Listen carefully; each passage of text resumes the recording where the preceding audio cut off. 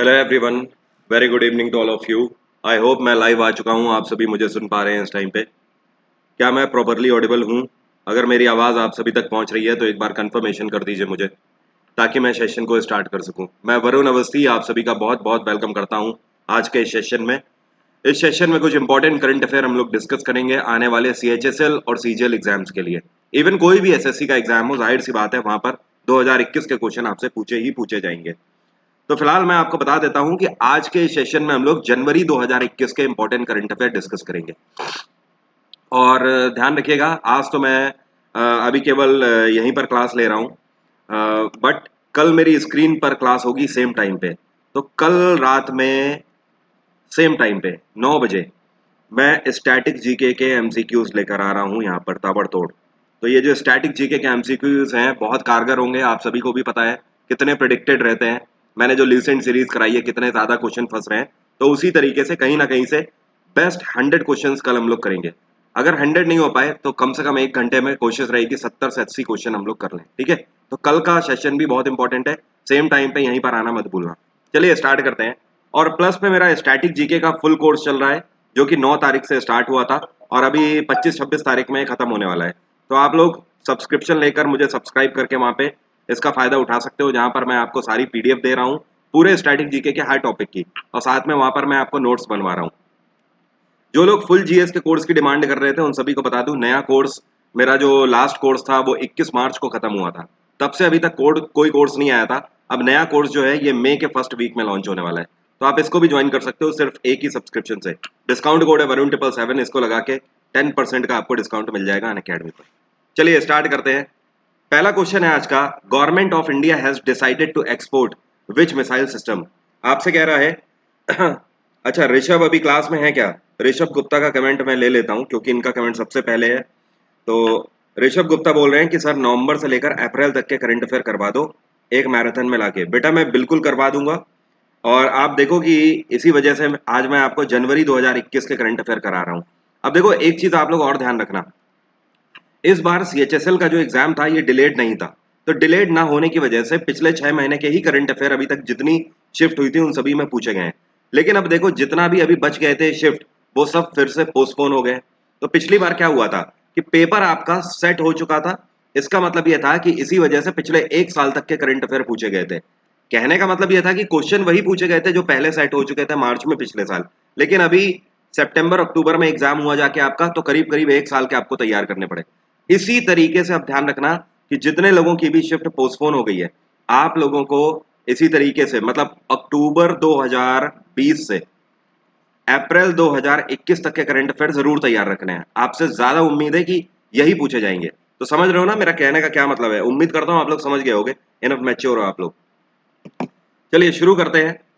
तो पहला क्वेश्चन ये है कि भारत सरकार के द्वारा इस साल की शुरुआत में फैसला लिया गया कि भारत सरकार कौन सी मिसाइल एक्सपोर्ट करेगी। भारत आकाश मिसाइल को एक्सपोर्ट करेगा, ध्यान रखिएगा। ये जो आकाश मिसाइल है इसकी रेंज है 25 किलोमीटर, ओके। और इसकी खास बात यह है कि ये एयर अटैक से प्रोटेक्ट करती है।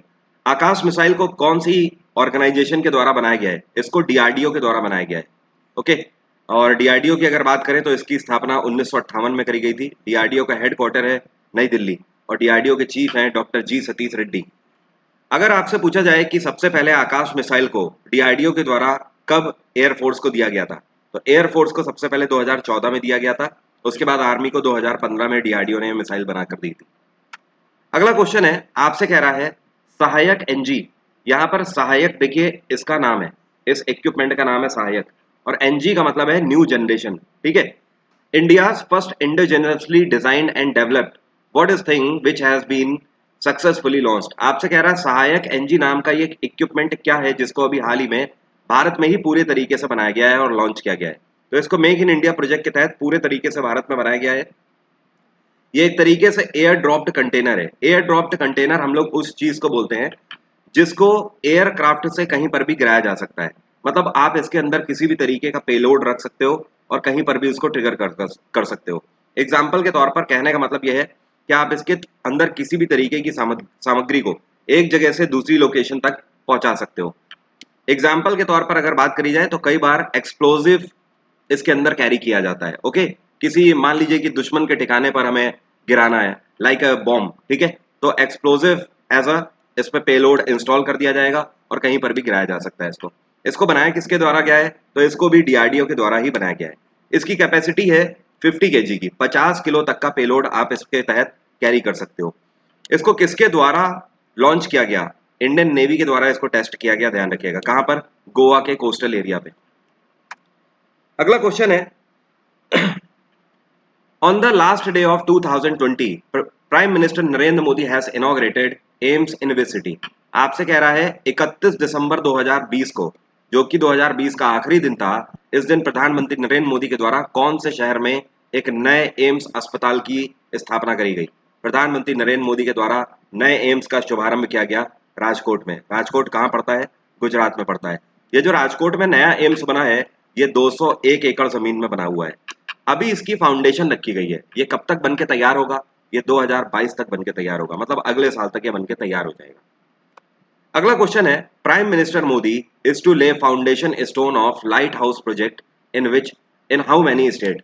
प्रधानमंत्री नरेंद्र मोदी के द्वारा लाइट हाउस प्रोजेक्ट की स्थापना कितने राज्यों में एक साथ करी गई? प्रधानमंत्री नरेंद्र मोदी ने एक साथ 6 राज्यों में इस साल की शुरुआत में लाइट हाउस प्रोजेक्ट की स्थापना करी है। ये 6 राज्य कौन कौन से हैं? मध्य प्रदेश, उत्तर प्रदेश, तमिलनाडु, त्रिपुरा, गुजरात और आखिरी है झारखंड। इन 6 राज्यों में स्थापना करी गई लाइट हाउस प्रोजेक्ट की। अब जिन लोगों को पता नहीं है लाइट हाउस प्रोजेक्ट होता क्या है, समझो। लाइट हाउस प्रोजेक्ट का मतलब यह है कि हर शहर में, हर राज्य के अंदर जो भी प्रोजेक्ट चल रहे हैं, चाहे वो कंस्ट्रक्शन से रिलेटेड हो, चाहे वो बिजली से रिलेटेड हो, होता क्या है कि कंपनीज क्या करती हैं, आपको प्रॉमिस कुछ और करती हैं लेकिन देती कुछ और है। आप लोगों ने कई बार सुना होगा, जैसे कि आप फ्लैट लेने जाते हो, तो जब तक फ्लैट बन रहे होते हैं तो बिल्डर आपको बोलता है कि भाई आपको इस फ्लैट में 24 घंटे पानी की फैसिलिटी मिलेगी, बिजली की फैसिलिटी मिलेगी, और बिजली आपको 6 रुपए पर यूनिट लगेगी, और आपको जिम की फैसिलिटी मिलेगी, स्विमिंग पूल की फैसिलिटी मिलेगी। पता लगा जब आपको पोजीशन मिला तो स्विमिंग पूल की फैसिलिटी उसमें थी ही नहीं, या फिर आपको बोल दिया गया कि 2-3 साल बाद वो स्टार्ट होगा। जब आपको प्रॉमिस किया गया था कि 6 रुपए यूनिट थी, बाद में जब आपको फ्लैट मिला तो वो 8 रुपए यूनिट के हिसाब से लग रहा है। ये चीजें नहीं होनी चाहिए। लाइट हाउस प्रोजेक्ट क्या करेंगे, इन सभी चीजों पर ध्यान रखेंगे कि जो फैसिलिटी आपसे प्रॉमिस करी जा रही है वही फैसिलिटी आपको दी जाए, ठीक है। और ये जो लाइट हाउस प्रोजेक्ट है, ये under global housing technology challenge के तहत आते हैं। समझ गए? उम्मीद करता हूं आप लोग समझ गए होंगे क्या कहने का मतलब है। अगला क्वेश्चन है, which Indian scientist has won scientist of the year award 2020 of DRDO? DRDO की तरफ से scientist of the year award 2020 किसको दिया गया? डीआरडीओ की तरफ से 2020 का scientist of the year award दिया गया हेमंत कुमार पांडे को। और हेमंत कुमार पांडे को यह सम्मान क्यों दिया गया? इनको यह सम्मान दिया गया है क्योंकि इन्होंने हर्बल मेडिसिन के क्षेत्र में उत्कृष्ट कार्य किया है। काफी सारे इनोवेशंस इन्होंने हर्बल मेडिसिन के फील्ड में किए हैं, इस वजह से इनको सम्मान दिया गया। और scientist of the year award जिसको दिया जाता है, इसके साथ कितने रुपए की धनराशि दी जाती है? 2 लाख रुपए का रिवॉर्ड इसके साथ दिया जाता है। अगला क्वेश्चन है, which state government has started राग भोपाली एग्जीबिशन? इस साल की शुरुआत में, 2021 की शुरुआत में, ये कौन सा राज्य है जहां पर राग भोपाली नाम की एग्जीबिशन मतलब प्रदर्शनी का शुभारंभ किया गया? यह है मध्य प्रदेश। मध्य प्रदेश में शिवराज सिंह चौहान की सरकार के द्वारा राग भोपाली एग्जीबिशन लॉन्च करी गई। अब यह है क्या एग्जीबिशन? इस एग्जीबिशन का मेन मकसद यह था कि जरी के काम को बढ़ावा देना। जरी का काम मतलब समझते हो? जैसे जो साड़ियां वगैरह होती हैं जो महिलाएं पहनती हैं या फिर सूट पहनती हैं, उनमें जरी का काम होता है, जरी गोटे का काम। आप लोगों ने नाम सुना होगा, स्पेशली जो अभी जो लड़कियां होंगी जो अभी मुझे सुन रही हैं, वो लोग तो डेफिनेटली जानती होंगी। तो ये जो कढ़ाई का काम होता है, जरी का काम होता है, और ये सारा काम ज्यादातर हमारे देश में एमएसएमईज कर रहे हैं। तो एमएसएमईज को बढ़ावा देने के लिए जरी के काम को यहाँ पर प्रमोट किया गया, जो इसका मेन मकसद था। ओके, और ये कहाँ पर लॉन्च करी गई? भोपाल में लॉन्च करी गई थी ये एग्जीबिशन इस साल, इसी वजह से राग भोपाली नाम है इसका। मध्य प्रदेश में गवर्नर है आनंदीबेन पटेल। उत्तर प्रदेश में भी आनंदीबेन पटेल ही है गवर्नर। उत्तराखंड में गवर्नर है इस टाइम पे बेबी रानी मौर्य, और उड़ीसा में है गणेशी लाल। अगला क्वेश्चन है, बेटा 1 अप्रैल के बाद से करंट अफेयर इस वजह से नहीं आ पाए कि पूरे अप्रैल भर सारे प्लस वाले स्टूडेंट जानते हैं कि मैं वायरल से ग्रसित था, अब जाकर कंडीशन सही हुई है। बस हल्की फुल्की कफिंग बची हुई है, 2-3 दिन लगेंगे मेरी खांसी भी ठीक होने में, उसके बाद प्रॉपरली करंट अफेयर फिर से आने लगेंगे। ठीक है, चिकनगुनिया से मैं ग्रसित हो गया था, बहुत ज़्यादा दिक्कत हो गई थी, पिछले 12-13 दिन से वायरल से हूँ इस वजह से। Which Indian institute has developed the first indigenous Ruthenium 106 plague form of eye cancer therapy to treat ocular tumors? Question का मतलब हिंदी में ये है कि ये भारत का कौन सा इंस्टीट्यूट है जिसके द्वारा पूरे तरीके से भारत में ही निर्मित र्यूथेनियम 106 प्लेग को लॉन्च किया गया। ये र्यूथेनियम 106 प्लेग क्या है? अगर आंख में कैंसर हो जाता है तो उसको ट्रीट करने के लिए थेरेपी है ये, जिसका नाम है र्यूथेनियम 106 प्लेग। तो इसको लॉन्च किया गया किसके द्वारा? इसको लॉन्च किया गया बार्क के द्वारा, भाभा एटॉमिक रिसर्च सेंटर के द्वारा इसको लॉन्च किया गया। रत्नेश शुक्ला, पूजा यादव, आंसर सही है। ऑगी आंसर सही है। अच्छा, ऑगी आए हैं क्लास में, क्या बात है। बार्क की स्थापना 3 जनवरी 1954 में करी गई थी और इसके इस टाइम पे डायरेक्टर कौन है? ये हैं के एन व्यास। क्या नाम है? के एन व्यास। अगला क्वेश्चन है, government of India has launched global which portal and mobile application will help connect the 31.2 million Indian diasporas over worldwide? Question का मतलब मैं आपको हिंदी में समझा देता हूँ। सीधे सीधे आपसे पूछ रहा है कि भारत सरकार के द्वारा ऐसा कौन सा पोर्टल लॉन्च किया गया है अभी हाल ही में इस साल की शुरुआत में, जिसकी मदद से पूरी दुनिया भर में 31.2 मिलियन भारतीय हैं जो कि भारत सरकार से कनेक्ट हो सकते हैं। तो इसका नाम है, इस पोर्टल का नाम है प्रवासी रिश्ता पोर्टल। प्रवासी रिश्ता पोर्टल दो मकसद के लिए लॉन्च किया गया है। इसका पहला मोटो तो यह है, जैसे आपने देखा कि अभी कोविड पेंडेमिक चल रहा है, पिछले साल भी था, तो उसमें क्या हुआ था कि आपने देखा था दुनिया भर के कई सारे देशों में भारतीय फंस गए थे। उसके बाद भारत सरकार के द्वारा कई सारे मिशन चलाकर उनको वापस भारत बुलाया गया। तो अब क्या है कि प्रवासी रिश्ता पोर्टल के ऊपर अगर आप कहीं भी दूसरे देश में काम करते हो तो आप अपनी डिटेल जरूर शेयर कर दें, ताकि अगर कभी भी ऐसी कोई प्रॉब्लम आती है तो भारत सरकार के पास आपका डेटा तो रहे एटलीस्ट। ठीक है, पता लगे आप कहीं पर भी नौकरी कर रहे हो, आप पता लगा इजराइल में नौकरी कर रहे हो, अमेरिका में नौकरी कर रहे हो, ऑस्ट्रेलिया में कर रहे हो, दुबई में कर रहे हो, तो भारत सरकार को पता तो होना चाहिए। भारत सरकार को कैसे पता लगेगा? तो एक अच्छी पहल है, प्रवासी रिश्ता पोर्टल पे आप अपने आप को जरूर रजिस्टर करें अगर आप बाहर नौकरी करते हैं। दूसरा एक और चीज है इसका मकसद, कई सारे ऐसे लोग हैं जो कि भारत सरकार से लोन लेके बाहर चले गए हैं। अब वो क्या करते हैं, वो भारत आते ही नहीं है और उनकी तारीख सनी देओल वाली लगती रहती है। ठीक है, तो बैंकों का पैसा हमारा आ नहीं रहा है, लगातार बैंकों का एनपीए बढ़ता चला जा रहा है। तो अब क्या है, भारत सरकार का कहना है भैया कि प्रवासी रिश्ता पोर्टल के तहत आपको रजिस्टर करना ही होगा। अगर आपने लोन लिया है भारत सरकार से, किसी भी बैंक से अगर लिया है आपने लोन, तो अब आपकी जो केसेस हैं डायरेक्टली आपको वीडियो कॉल के थ्रू प्रवासी रिश्ता पोर्टल के ऊपर आना पड़ेगा। आपकी जो डेट्स हैं, आपको भारत आने की जरूरत नहीं है, आप वहीं पे रहिए, हम केसेस को यहीं से सॉर्ट आउट कर लेंगे। ठीक है, तो ये दोनों मकसद से लॉन्च किया गया है। एनपीए का मतलब होता है प्रज्ञा, नॉन प्रॉफिटेबल एसेट। ठीक है, मतलब जो पैसा आपने ले लिया, ओके, अगर आप बैंक को वापस नहीं कर रहे हो तो वो मरे हुए पैसे की श्रेणी में आ जाता है। क्लियर?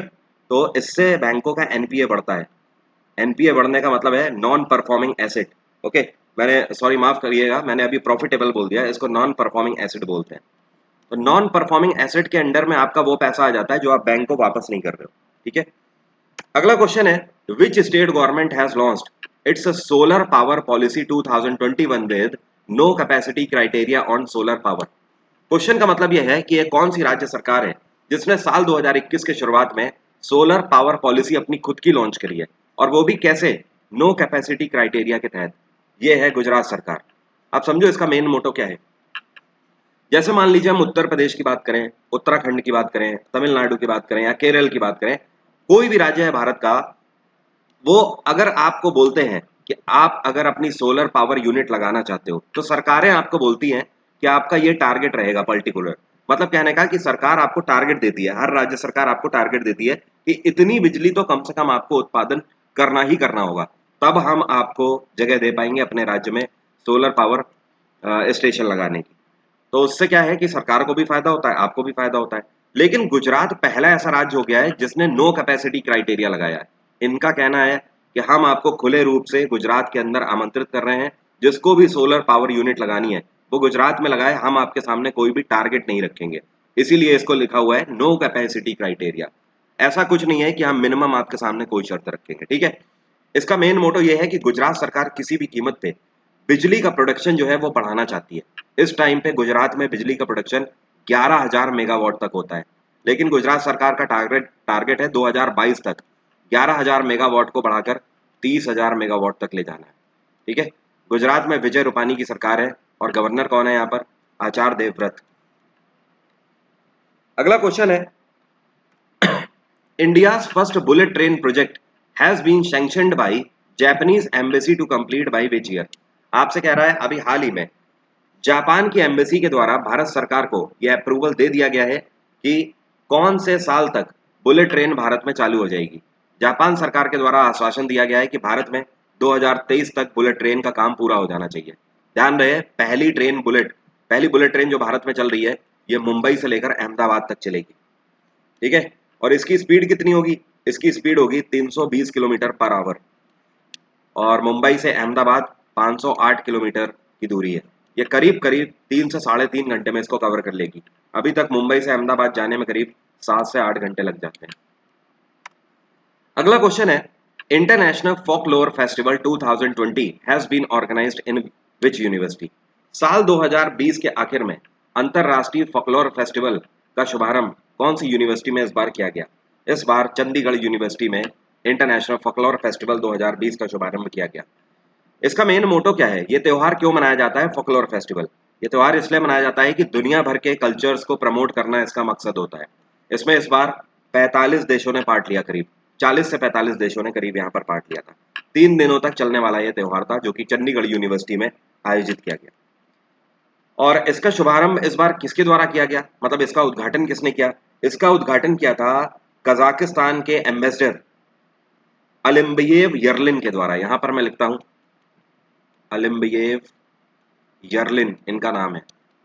ये कजाकिस्तान के एम्बेसडर हैं भारत में, तो इनके द्वारा इसका शुभारंभ कराया गया इस बार। अगला क्वेश्चन है, who has became the youngest mayor of India?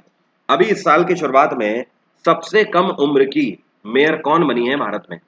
इनका नाम क्या है? इनका नाम है आर्य राजेंद्रन। क्या नाम है? आर्य राजेंद्रन। इनकी उम्र मात्र 21 साल है और ये 21 साल की उम्र में मेयर बनने वाली पहली व्यक्ति है। ये कहाँ से मेयर बनी है? ये केरल के अंदर तिरुवनंतपुरम से मेयर बनी है। ठीक है, और वोटिंग हुई थी काउंसिल मेंबर्स की, 100 में से 54 वोट इनको मिले और फाइनली ये मेयर इलेक्ट कर ली गई है। अगला क्वेश्चन है, ये बहुत इंपॉर्टेंट क्वेश्चन था, ध्यान रखिएगा। आर्य राजेंद्रन नाम मत भूलिएगा, भारत की पहली सबसे कम उम्र की मेयर। अगला क्वेश्चन है, which Indian minister has been nominated by GAVI as a board of member? GAVI का मतलब समझो पहले क्या है। गावी का मतलब है global alliance for vaccine immunisation.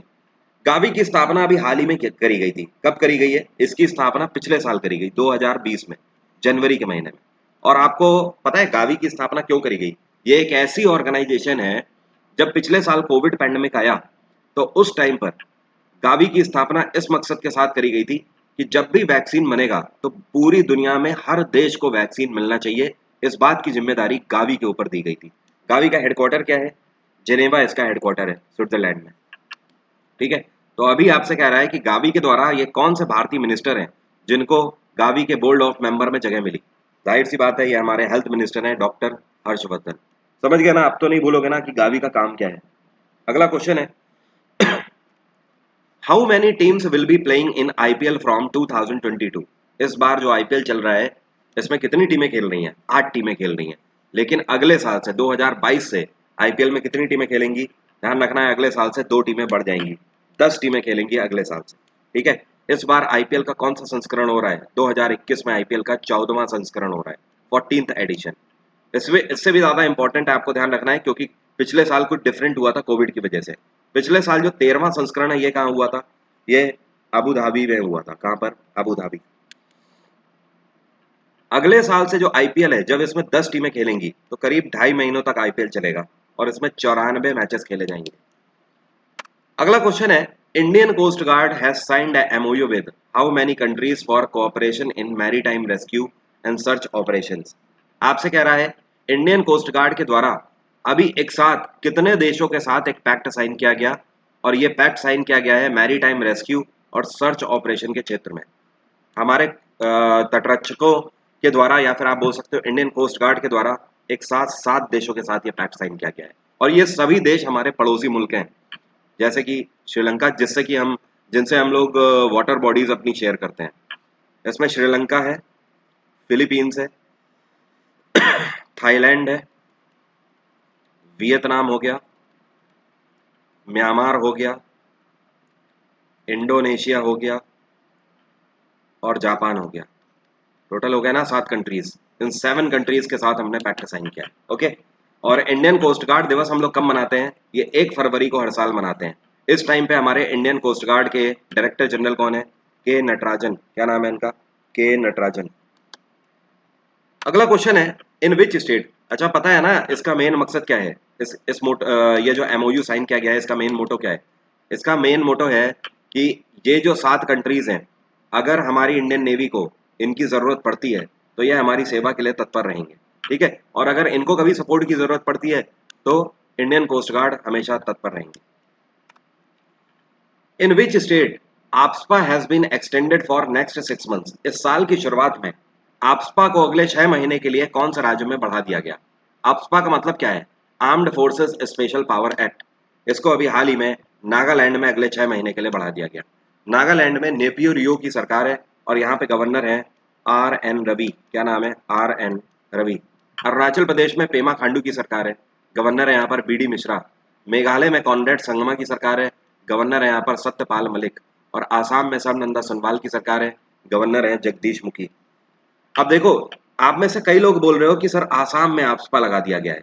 जब आपसे पूछे कि ये कौन सा राज्य है जिसमें पूरे राज्य को रिजर्व एरिया डिक्लेयर कर दिया गया है, तब आपका आंसर होगा आसाम। ध्यान रखिएगा, आसाम में किसी हिस्से में आफ्सपा नहीं लगाया गया है। आसाम में तो पूरे राज्य में ही आफ्सपा लगा दिया गया है। कब तक के लिए? जब तक इलेक्शन नहीं हो जाते। तो यहां पर आसाम में पूरे आसाम को रिजर्व एरिया डिक्लेयर किया गया है, लेकिन नागालैंड के कुछ हिस्सों को केवल आफ्सपा के थ्रू रिजर्व डिक्लेयर किया गया है। और नागालैंड में पहले से ही आफ्सपा चला आ रहा है, आसाम में तो अभी हाल ही में लगा दिया गया है। ठीक है, समझ गए क्या कहने का मतलब है?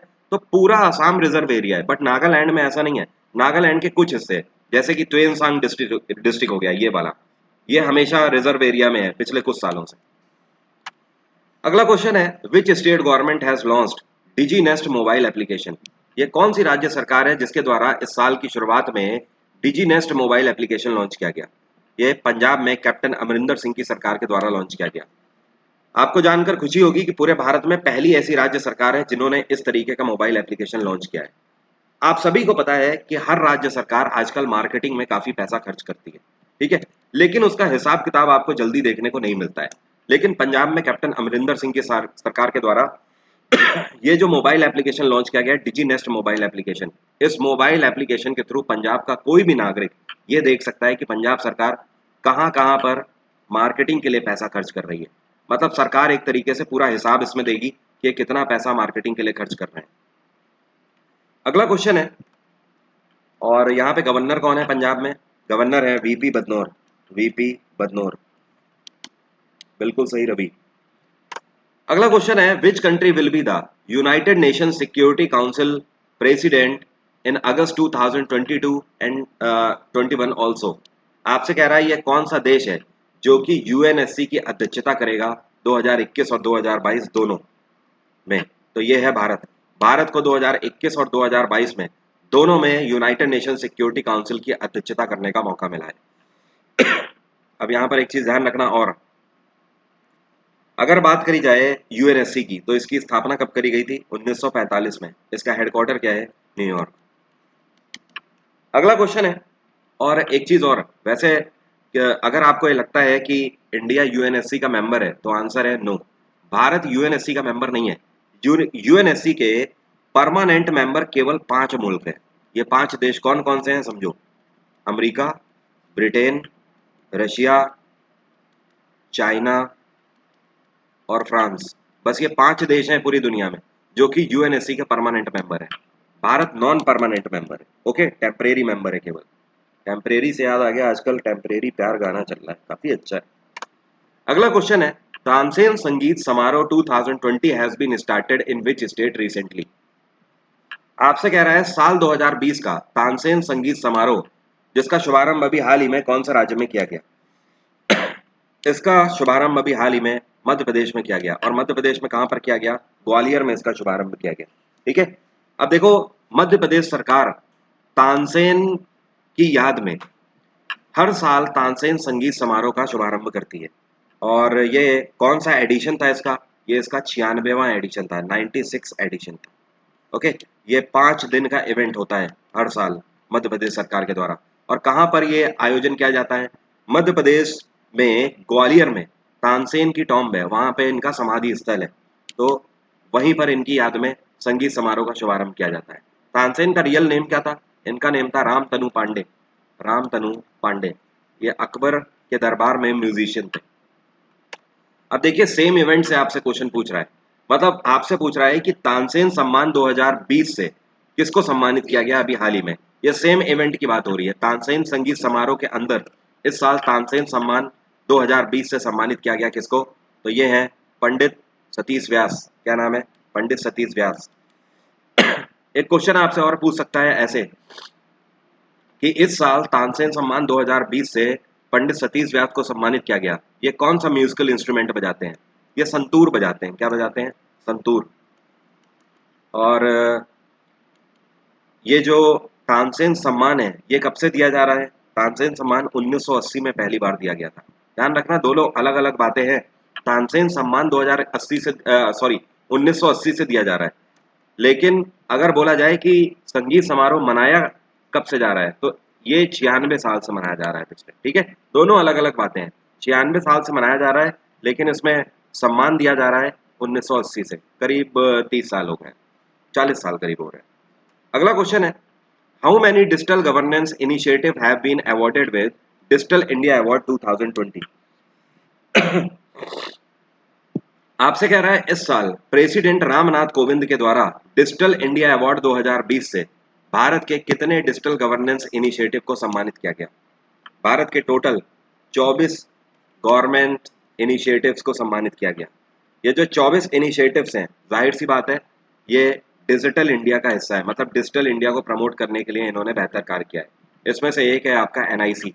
एनआईसी का मतलब पता है ना? National informatics centre. ये वही एनआईसी है जो कि आपकी एसएससी की वेबसाइट मेंटेन करते हैं, ssc.nic.in। ठीक है ना? और आपका इंटरमीडिएट का और हाई स्कूल का जो रिजल्ट आता है वो भी एनआईसी के ही सर्वर पे आता है। तो डिजिटल इंडिया को प्रमोट करने के लिए, आगे ले जाने के लिए ऐसी 24 एजेंसीज को सम्मानित किया गया इस बार। अगला क्वेश्चन है, अभी हाल ही में आपसे कह रहा है आईआईटी के द्वारा एमिनेंट इंजीनियर अवार्ड 2020 से किसको सम्मानित किया गया? 2020 के एमिनेंट इंजीनियर अवार्ड से सम्मानित किया गया वीके यादव को। किसको? विनोद कुमार यादव। विनीत कुमार यादव अभी तक इंडियन रेलवेज के चेयरपर्सन भी थे और पहले सीईओ भी थे। आपको पता है विनोद कुमार यादव 31 दिसंबर 2020 को रिटायर भी हो चुके हैं, और इनके जगह इस टाइम पे रेलवे के नए चेयरपर्सन कौन है? सुनीत शर्मा। क्या नाम है? सुनीत शर्मा। तो इनके उत्कृष्ट कार्य के लिए इनको सम्मानित किया गया। आईटी का फुल फॉर्म क्या है? इसको बोलते हैं institution of engineering and technology. अगला क्वेश्चन है, एसीसी के द्वारा अभी हाल ही में इसरो के चेयरपर्सन डॉक्टर के सिवान का कार्यकाल कितने साल के लिए एक्सटेंड कर दिया गया?